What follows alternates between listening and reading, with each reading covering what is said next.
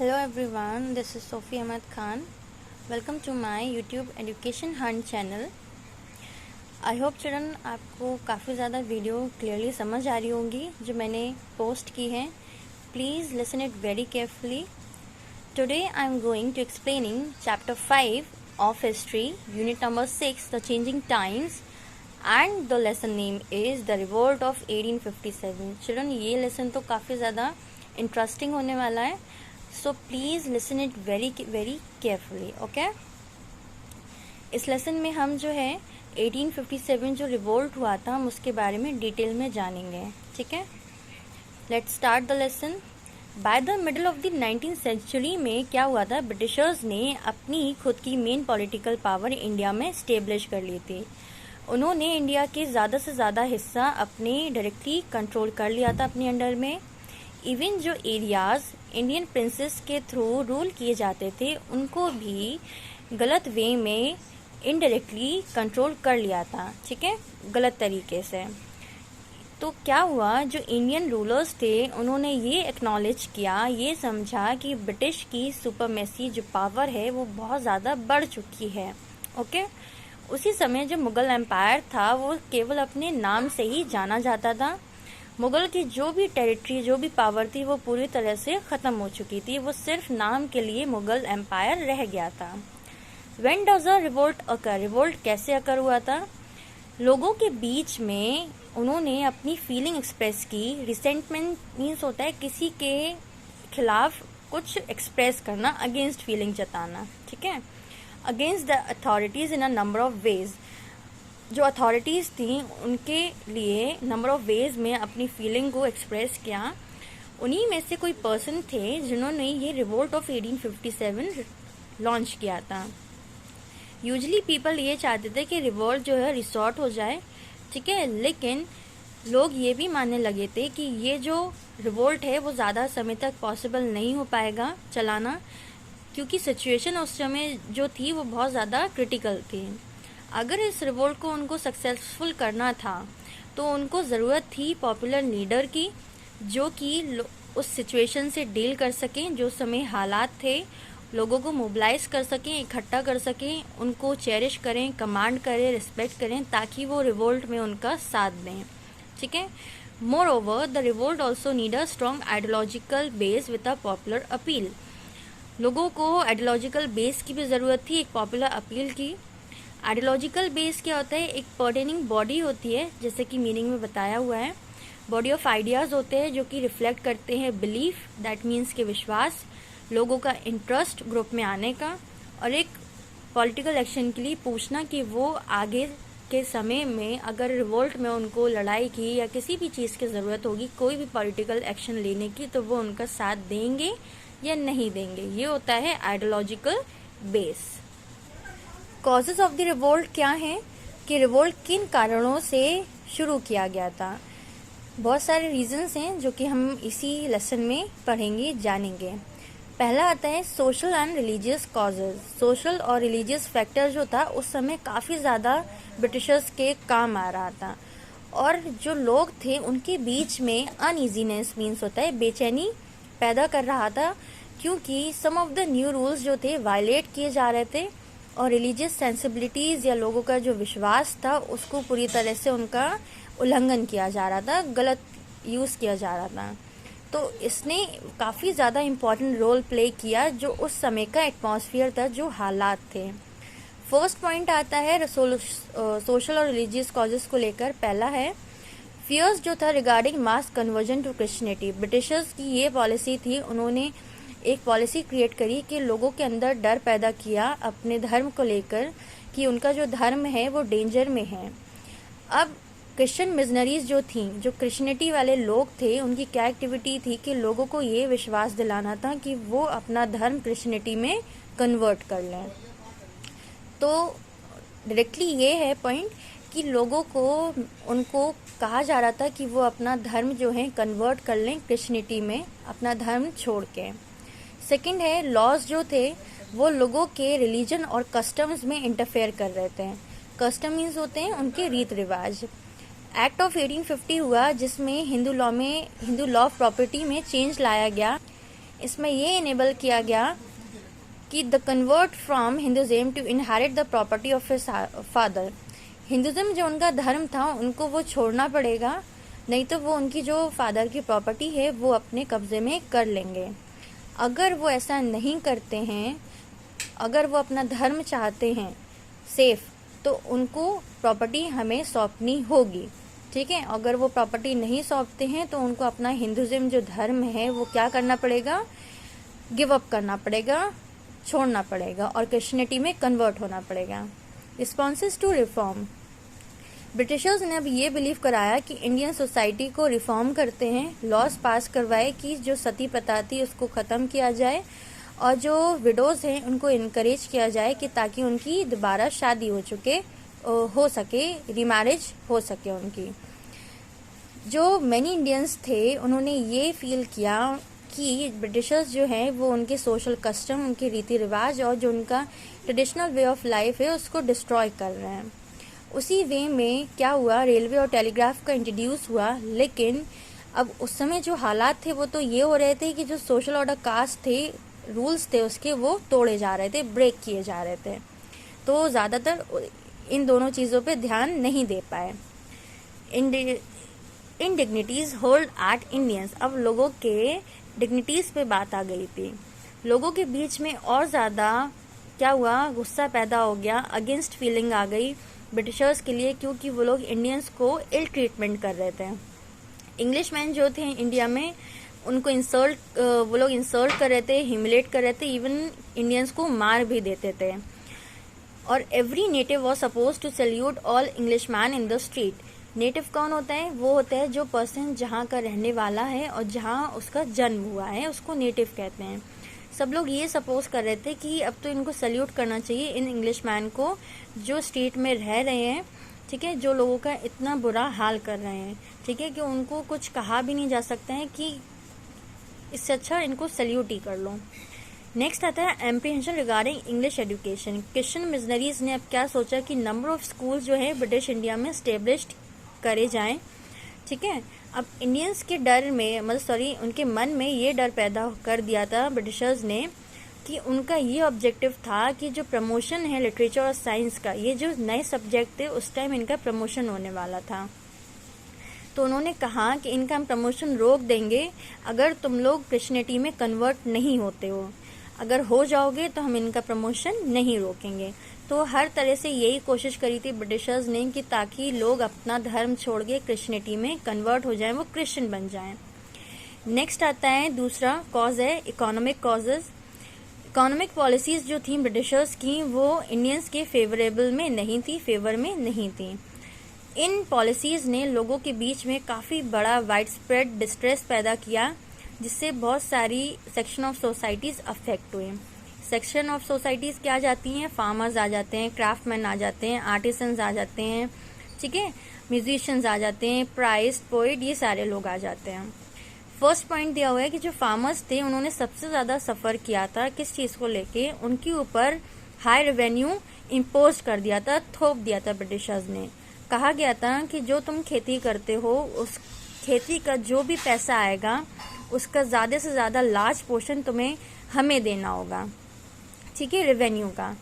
अगर तुम्हारी फसल खराब भी हो जाती है तो उनको तब भी फोर्स किया जाता है कि तुम अपना लैंड रेवेन्यू पे करो, चाहे तुम मनी उधार लो मनी लेंडर से, ठीक है। उसके बाद जब वो मनी लेंडर से पैसा ले लेते थे, बोरो कर लेते थे, और वो वापस उनको लोन वापस पे नहीं कर पाते थे, पे बैक नहीं कर पाते थे, तो वो मनी लेंडर क्या करते थे, उनका लैंड हमेशा के लिए अपने पास जब्त कर लेते थे। नेक्स्ट आते हैं आर्टिसंस ऑफ क्राफ्टमैन। ये भी पूरी तरह से र्यून्ड हो गए थे, बर्बाद हो गए थे, क्योंकि एक अनफेयर कंपटीशन हुआ था किसके साथ, मशीन मेड गुड्स के साथ, जो कि इंपोर्ट किए जा रहे थे ब्रिटेन से। तो ब्रिटेन से जो गुड्स बना के इंपोर्ट किए जा रहे थे वो इतने ज़्यादा सस्ते बना दिए थे कि वो आर्टिसंस और क्राफ्टमैन के गुड्स से ज़्यादा भी बहुत सस्ते थे। तो लोग उनको परचेज करने के बजाय मशीन मेड गुड्स का परचेज कर रहे थे और उनको यूज़ कर रहे थे, जिसकी वजह से आर्टिसंस और क्राफ्टमैन पूरी तरह से बर्बाद हो चुके थे। ओके, उसी समय जो रूलिंग क्लास थी वो भी इस चीज़ को ज़्यादा इंजॉय नहीं कर पाई, इस पावर को। रॉयल पैट्रोनेज जो थे वो भी एक्सटेंड नहीं कर पाए क्राफ्टमैन के लिए। Religious culture people like priest, poet, musician, इन सारे लोगों ने जो पीपल ऑफ मतलब पीपल इन सोसाइटी जो थी, उन्होंने अपना लाइवलीहुड जो था वो पूरी तरह से खो दिया था। नेक्स्ट कॉज आता है पॉलिटिकल कॉजेज। ब्रिटिशर्स ने क्या किया, टेरिटरीज को अनेक्स करना शुरू किया, मतलब कि लड़ाई लड़के अपने अंडर में करना चाहा, ठीक है। डिसकंटेंट पैदा किया अमंग द रूलिंग क्लासेस के बीच में। The basis on which the Britain annex territories were frivolous. Britishers जो थे, जो ब्रिटेन के लोग थे, वो टेरिटरीज को अनेक्स कर लेते थे किसी भी कंडीशन पे, चाहे कोई भी हालात हो, उन्हें सिर्फ लड़ाई जीत के अपने अंडर में एरिया को करना होता था। सब्सिडी अलायंस था, ठीक है। डॉक्ट्रिन ऑफ लैप्स था। डिसकंटिन्यूइंग द टाइटल पेंशन था जो कि रूलर्स के लिए था। तो ब्रिटिशर्स ने डिसलॉज किया मैनी इंडियन रूलर्स को, मतलब कि बहुत ज़्यादा परेशान किया था इन चीज़ों को लेकर।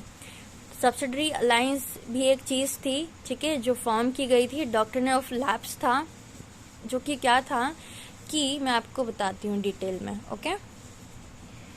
डलहाउजी ने डॉक्ट्रिन ऑफ लैप्स जब स्टेट किया था तो कहा गया था कि रूलर, जो किंगडम का रूलर होगा, किंगडम स्टेट का, अगर वो मर जाता है और उसका खुद का कोई बेटा नहीं होता है तो उसकी जो टेरिटरी होगी वो ईस्ट इंडिया कंपनी के अंडर में चली जाएगी। और उसका अगर खुद का बेटा ना होते हुए अडॉप्टेड सन होगा तब भी वो प्रिंसली स्टेट जो होगी उसकी, उसमें वो रूलर नहीं बन पाएगा। उसकी टेरिटरी जितनी भी होगी वो सारी कंपनी के पास चली जाएगी।